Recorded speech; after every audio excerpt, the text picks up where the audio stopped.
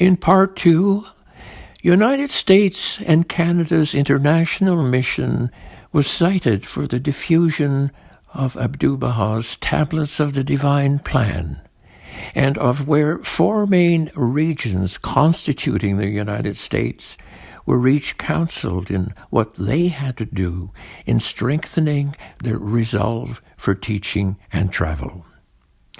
Here in Part 3, Abdu'l-Baha cites regional directives to Canada as similar to those required of the United States and too of the vast nature of this country, indeed of the imperative of teaching and traveling in all the provinces, including Ungava, Keewatin, Mackenzie, Yukon, and the Franklin Islands in the Arctic Circle.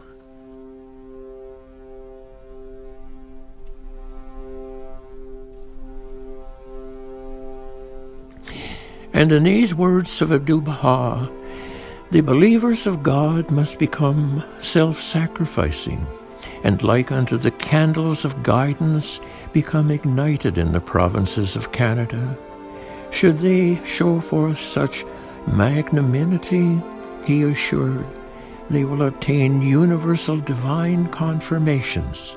The heavenly cohorts will reinforce them uninterruptedly, and a most great victory will be obtained.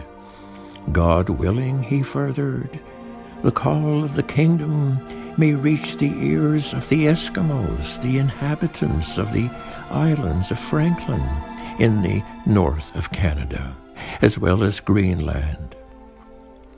Should the fire of the love of God be kindled in Greenland, all the ice of that country will be melted, and its cold weather become temperate.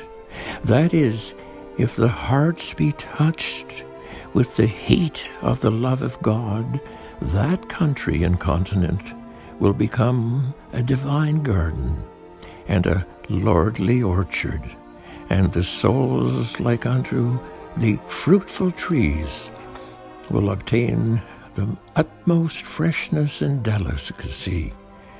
Magnanimity is necessary. Heavenly exertion is called for. And from the compilation of Abdu'l-Baha's complete tablets are these words of assistance in meeting those needs.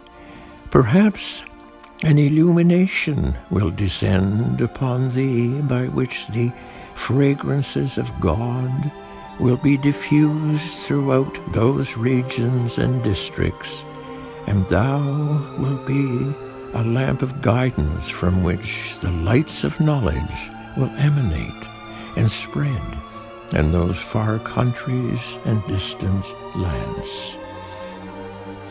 Should you display an effort, he would affirm, so that the fragrances of God be diffused among the Eskimos, its effect will be very great and far-reaching.